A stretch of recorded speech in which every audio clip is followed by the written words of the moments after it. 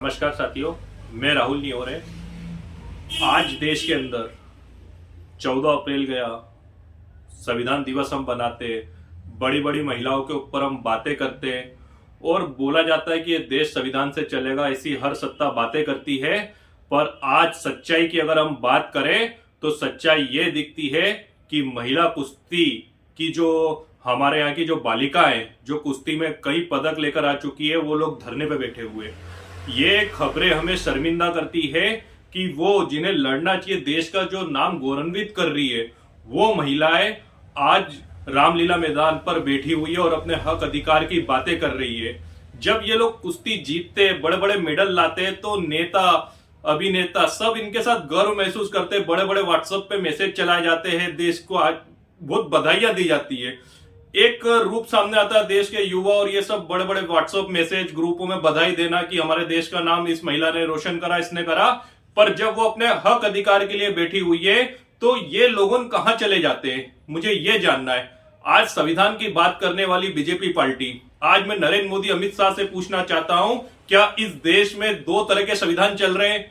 गरीबों के लिए कुछ और, विपक्ष के लिए कोई और संविधान, और इनकी सत्ता पार्टी के सांसद के लिए कुछ और संविधान चल रहा है। आज महिला टीम ने कुश्ती संघ की विनीता फोगट हो गई, साक्षी मलिक हो गई, इन जैसी वरिष्ठ जिन्होंने देश का नाम रोशन करा, इन्होंने गंभीर आरोप लगाए। और ब्रजभूषण जी है, वो संसद सदस्य है, मोदी सरकार में है, उनको अध्यक्ष बना रखा है। इतने गंभीर आरोप के बाद भी एफआईआर दर्ज तक नहीं होती है, ना मोदी सरकार कोई एक्शन लेने को तैयार है। ऐसा लग रहा है कि ये संविधान, ये कानून व्यवस्था बाहुबलियों के आगे घुटने टेक रही है।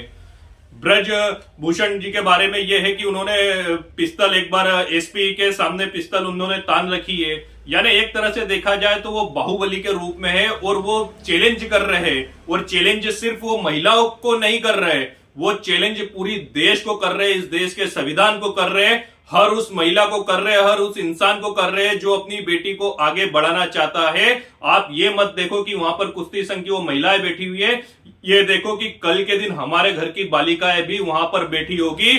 कुश्ती संघ में हमारी बालिकाएं भी जाएगी, हमारे परिवार की जाएगी, हमारे आस पड़ोस से जाएगी, महिलाएं जाएगी।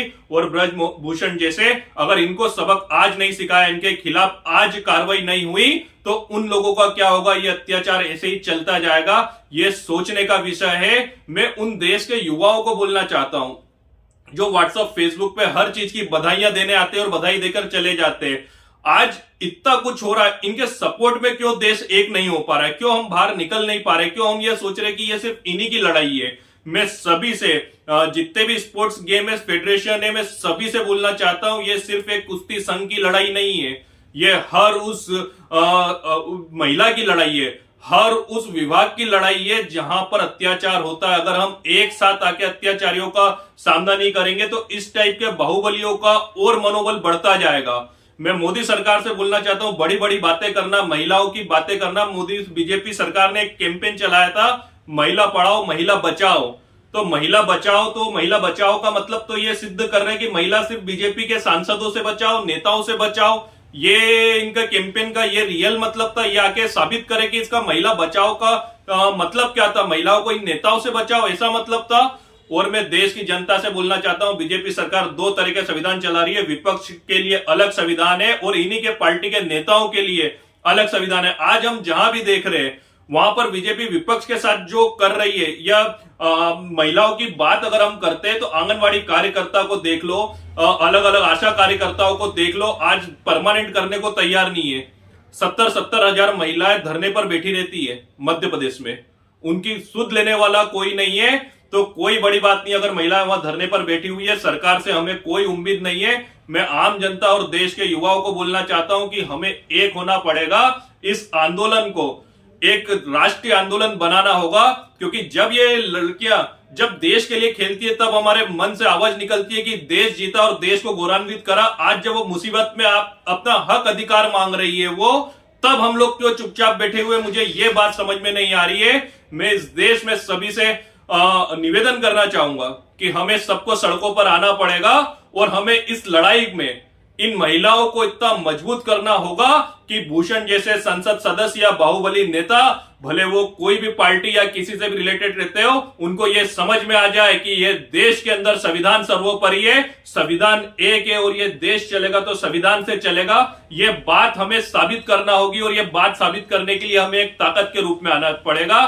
तो मेरा सभी से निवेदन है कि ये सिर्फ एक कुश्ती संघ का मामला ना समझते हुए, ये संविधान का मामला समझते हुए और प्रत्येक महिला अपने आने वाली पीढ़ियों का मामला समझते हुए कि कल को हमारे बच्चे भी स्पोर्ट्स में आगे बढ़ेंगे, वहां पर भी ऐसे भूषण जैसे आदमी बैठे रहेंगे, जब उनका शोषण होगा तब भी सब चुपचाप बैठे रहेंगे।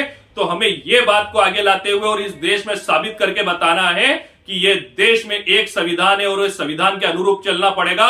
और कई बाहुबली भले हो सकते हैं पर वो संविधान के ऊपर नहीं हो सकते।